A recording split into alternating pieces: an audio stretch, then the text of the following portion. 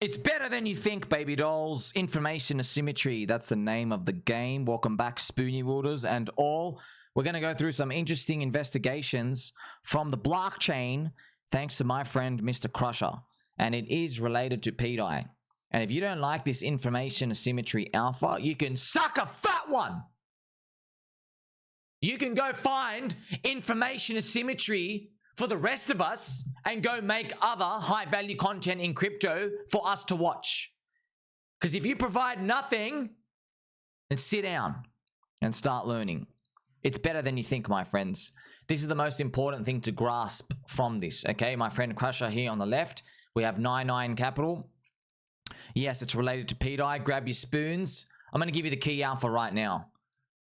There is blockchain analysis done on the pDAI wallets, which was hinted a short while ago, months ago, in my other Spoony Alpha video. And people are working through it. They are finding suspicious patterns between clusters of wallets. So if I could give you a big metaphor to think about right now, it would be like, right now there are 21 million Bitcoin possible. Satoshi has 1 million. Imagine you found information on Bitcoin where you discovered that he might not have 1 million Bitcoin. He might have 5 million. What do you think that would do? That would probably reprice your fair value of Bitcoin. Because you would think Satoshi, probably Len Sassaman and Hal Finney, rest in peace to both of them, probably not selling. Remove the quantum FUD. He's probably not going to cheat now. The spirit. So you're thinking about the available supply. Okay, that's why it's important. That's why it's better than you think. And I've given you the alpha now. And we're going to play some Spoonyland music. It's better than you think, my friends. The analysis was always suspected. And my friend Crusher has done some AI work when it comes to checking out these. You see, friends, it comes down to this. If you want to make outsized returns, you have to look in places nobody else is looking. You have to. Because what you actually find, friends, is you and me, we're not special snowflakes. We're not. It's a numbers game. If there are 1,000 people looking at something, the top 1% are probably going to be very intelligent. Or have a lot of capital. So they don't care about losing money. So it makes it tough. If there's 1,000 people, you've only got to worry about 10 smart and or rich people. What happens if you have 1 million eyeballs? What's 1% of that? Well, now you don't have to worry about 10 people. You've got to worry about 10,000. You see how much difficult it is now? You don't have to worry about literally just 10 other guys in the sphere. 10,000 rich Saudis, smart guys, people who have information asymmetry or edge. Maybe they are willing to accept higher prices. Everybody in the world's watching Bitcoin. Bitcoin's not going to drop 95%. It's pretty much not. Never say never, but it's not. Because if it drops 50%, people are coming in with bids. And they're happy to DCA, and there's too many people watching. People have too much money of the observable capital that's actually watching it. So if you want outsized returns, you've got to go where no one else is going. Because if there's only 1,000 people watching something, there's only 10 people you really got to think about. Do you want to think about 10 people or 10,000 people? Obviously 10 people. But there's a catch. Most of the times you go to places, there will be a good reason why no one's there. There's actually always a good reason why no one's there. PulseChain. Richard Hart is considered a rugger by mainstream crypto. What if they're wrong? So I'm going to ask you like 3 questions, and each as you go down the tree, you know, there's odds of the market being wrong. That's everybody else who hasn't done their research. There's an odds of them being wrong. So if you keep multiplying them, you get like this huge number. And that's actually why you get outsized returns. So everyone in crypto believes, I think falsely, Richard Heart's a rugger. They saw the Ethereum move to Tornado Cash and they think the guy's disappeared. We know he's tweeting every day. We know there's an Interpol. We know he defeated the SEC. We also know, as I'm telling you this information, his lawyers are Quinn Emanuel, Quinn. The same lawyers as Elon Musk, the same lawyers that the Trump family use. So he has the same lawyers. He defeated the SEC. He got the top 5% of victory against the SEC. He actually got a victory. They did not concede. The judge actually awarded him a win. Now, it's funny because everywhere in mainstream crypto, Cointelegraph, Watch a Guru, it doesn't matter who it is, they don't believe he won. When they report the news, they all say the SEC folded. So you can see everybody has a confirmation bias. They have confirmed, there's that name again, the confirmer supercycle. They've confirmed he's a rugger, so they think there's no way in their mind a rugger would be able to defeat the SEC, right? Well, they're wrong. All the articles say that Richard Heart beat them. The SEC actually lost. It's a top 5% of victory. It's very hard to get this. We know this though, you know. That's why there is, just like, friends, an opportunity. The whole world thinks crypto's a scam. So when crypto goes down, even though you tell them, like, what's a scam mean, right? They go, you know, there's cheating of the rules. There's no cheating of the rules here. The math doesn't lie. The blockchain doesn't lie. And then they say, there's no cash flow. Well, gold doesn't have a cash flow. The best time to buy Tesla was when it had no cash flow. Do you know that? So then they say, okay, I'll concede that. They go, I know, the founder. Many examples you can be thrown at to these, like, stock market boomer normies, and they just have to concede that they just don't like it. They'll even often say, the price. The price went down a lot. Amazon went down like 92%. So there is always this edge case. And then you realize, wait a minute, you just don't like it. So remember, you got to think about, hey, what if the market's wrong about PulseChain? Next multiplier on the tree. PulseChain is considered a scam chain. What if they're also wrong about that? Something to think about. pDAI is also considered a stupid inflated coin. What if 95% of the PulseChain community itself is also wrong? Wild, right? So Richard Heart, friends, considered a rugger. This is, you got to think about this. This is everybody in Bitcoin and Ethereum. PulseChain considered a scam chain. Now it's people from the, I guess, Ethereum and Solana type of wing. So it's even smaller. So each time we're going down the line, it's getting to a smaller number of people. And then the pDAI one is PulseChain specific.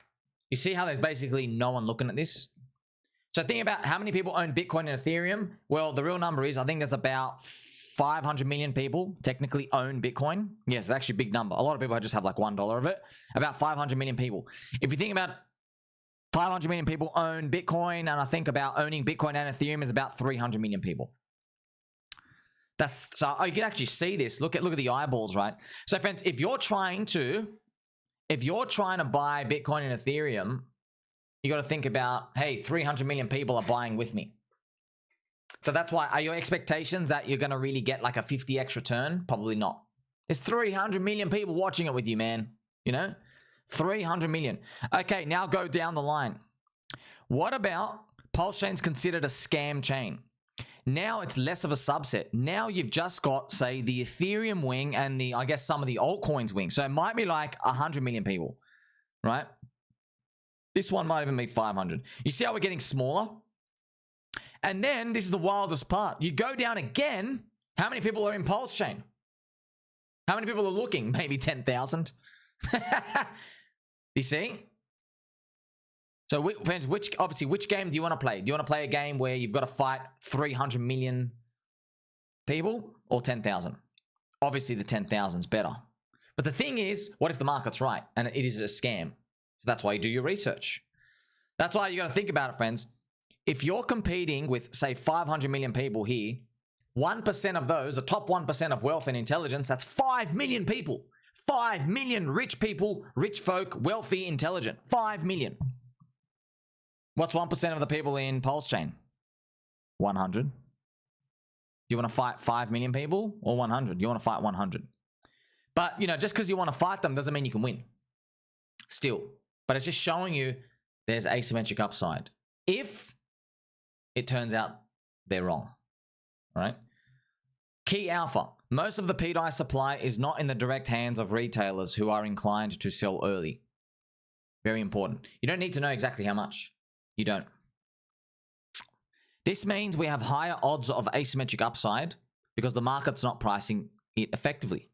It's a good thing we don't have 100 million eyeballs on this thing, or we would never have opportunity to buy this low. You know, that's why a lot of people, it's catch-22. A lot of people would say, oh, I wish 1 billion people knew about my coin. You can't have that. If 1 billion people knew about your coin, then there'd be no opportunity. Maybe the thing would be at like 80 cents. You don't have much upside. It's like Bitcoin. Bitcoin's only 2x to its all-time high. Not even. Following the pDAI story, my friend Crusher has done some deep diving in some of the biggest wallets of pDAI, and the results are going to shock you. Many of the biggest wallet holders have high odds of being part of the same cluster. This is from AI. The biggest pDAI wallets do not look like normal buyers. They look like wallets that were seeded by the same operation. Now, the best part is, friends, look, if pDAI was 20 cents, which means it's only got a 5x to $1, you really want to get into the nitty gritty now. You do, because you got to really figure out, okay, what are the exact numbers? Because it's only paying a 5x. So I've got to find out really critical information here. But when the damn thing is 600x away, you don't need to be that perfect like a surgeon. Because they're basically selling it to you for pennies. Less than pennies.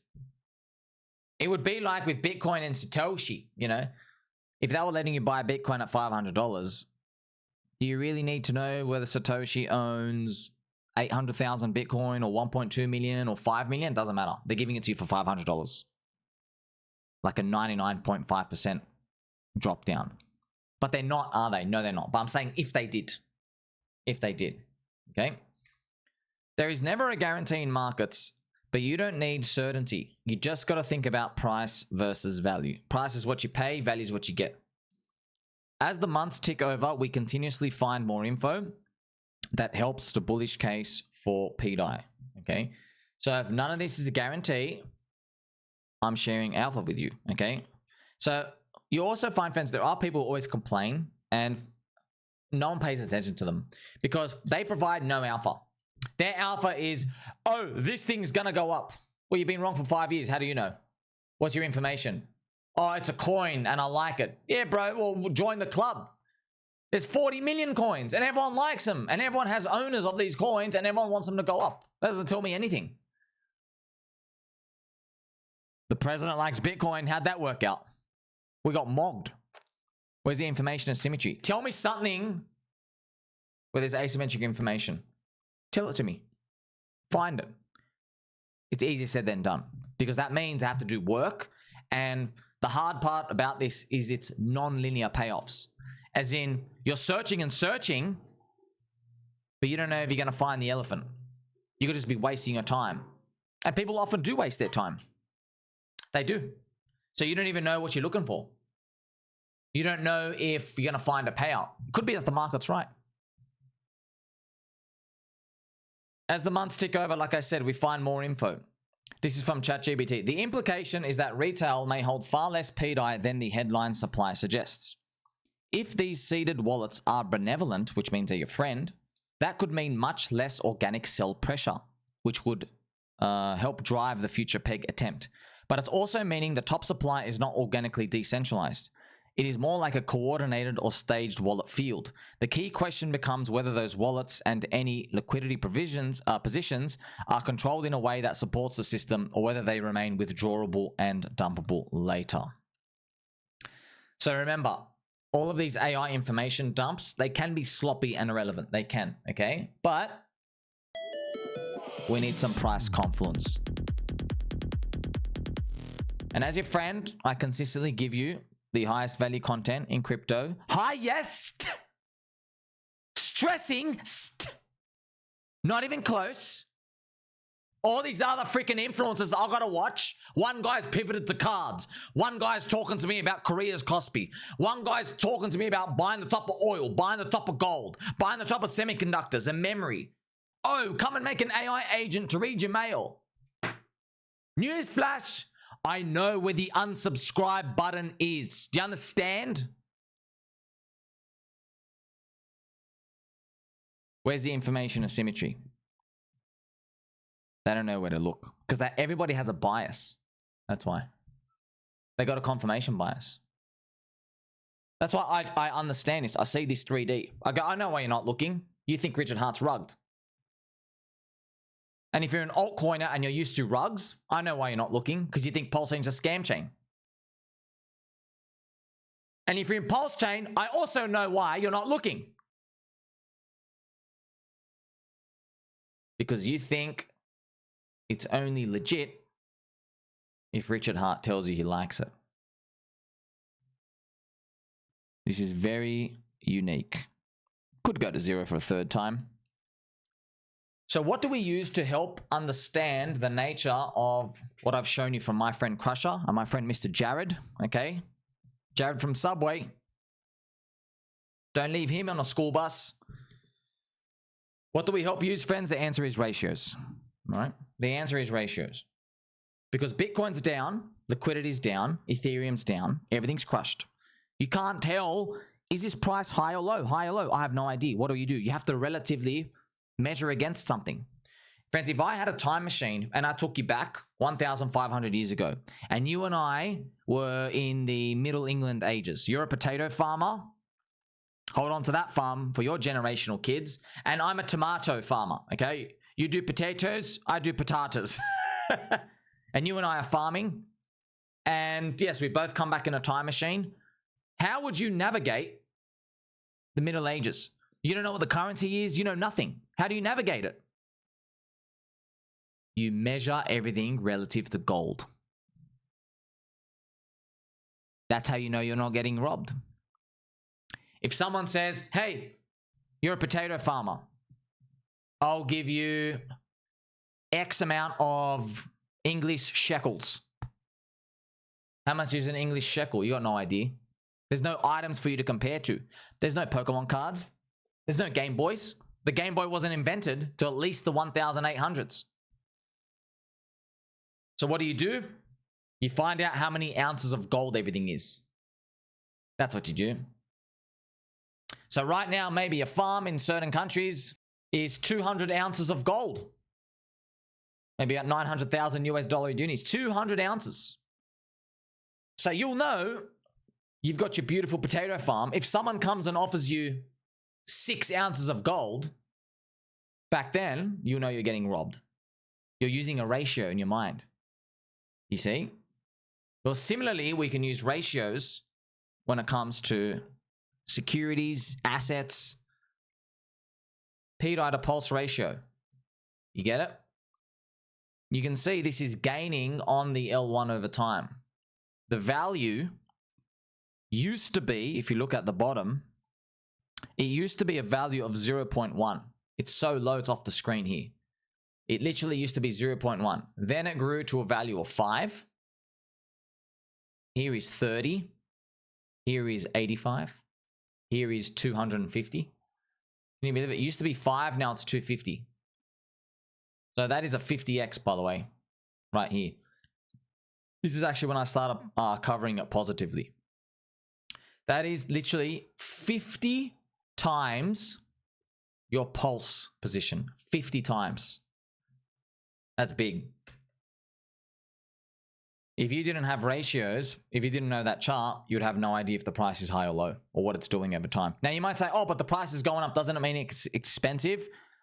You're not trying to look at it exactly like this because you don't know where this thing's going to land. You hope it's a $1 daily. You know it's not right now. But you can see that something is going on here. If it was a hyperinflated scam, shouldn't this thing be at 0 and hyperinflating? Of course it should. Okay, so why is this thing going up? it adds more credibility to the research of these cluster wallets. So nothing is 100% conclusive ever, but there is information asymmetry. The current market players believe there is 44 billion pDAI supply, which could be dumped at a market's notice. So remember, there used to be 24 billion, and then Richard Hart makes a tweet in March 2025. He said, "Stupid inflation bug. Stop buying pDAI. Question marks."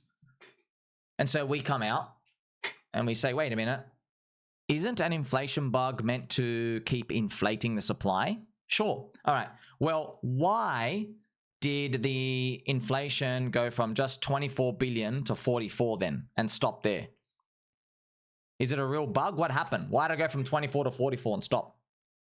Well, we know the answer. Once again, information asymmetry. There were vaults of the copy-pasted MakerDAO. There were vaults. The vaults are hidden. Catty, okay, best first date ever, was able to withdraw the pDAI from the vaults. And the block explorer initially said, I can't see anything here, so I'm not going to count the pDAI. After she opens the vaults, just like your donut, and she grabs the pDAI, the block explorer goes, wait, I've just discovered new pDAI. There used to be 24 billion, now there's 44 billion. That supply spike is where everybody yelled, inflation bug, and they were wrong. Because we know where it came from. You see? Is it an inflation bug? No, it's not. It was pDAI being taken out from vaults. That's why a lot of people say, oh, why don't you update the block explorer? It's trash. Why didn't you put your pants on and stop drinking so much soy? Because that poopy block explorer allowed all of us who believe to buy cheap coins. Because you rely on this block explorer telling you everything. And we did the hard work and research, and I was literally posting 38,000 times a day, highest value content in crypto, telling you, whoa, there's no inflation bug? Question mark. It seems like the supply went up from the vaults. Question mark. When you have confirmation bias that the thing is a scam, it doesn't matter how much information you throw at them. They're never going to touch it. We know this. Thanks to the deeper research, we can now raise the odds of believer supply taking up large portions of the pie. As I mentioned to you earlier, imagine, friends, you found information that Satoshi Nakamoto, he didn't own just 1 million Bitcoin. Imagine you, because no one else is looking, you found out the guy's got at least 5 million. That would change things big. What would you do? Obviously, you'd buy more Bitcoin. Of course you would. Because then you know the price of an upward shock, the chance of it is much higher than people think. Because you would call, say, Satoshi's dead hands believer supply. Doesn't guarantee it, but it changes your fair value. So now that we're discovering more info about the pDAI wallets, it raises the odds that the market is underestimating a demand shock event as future buyers are unable to grab as much supply as they want. So you might say, but why aren't we higher yet? It's because there are cycles of how these things play out. It would be lovely if you buy, you tell the market, and then it gaps up. It would be really good. You even saw with Donald Trump. Donald Trump buys. He says, I'm going to do a US strategic reserve. Did Bitcoin gap up to $1 million? No, it didn't. So there's no free lunch. It's bigger and more complicated than this. You're trading emotions. You're trading expectations, right? So we're going to keep DCA buying. Yeah, it's a game of musical chairs. That's why I report to you all the time, friends, there to let everyone know that you're a massive noob. Just talk about how thin pDAI's liquidity is. You let everybody know, hey, look at me, everybody. I'm a sidelined noob. Because everybody who's long, we don't want there to be thick liquidity. I don't want there to be stupid pDAI on the shelf for everyone to just grab as much as they want. I don't want that. I want there to be no supply, thin liquidity. Anything you own, you want there to be literally no supply on the offer. None. Let them scramble for it higher.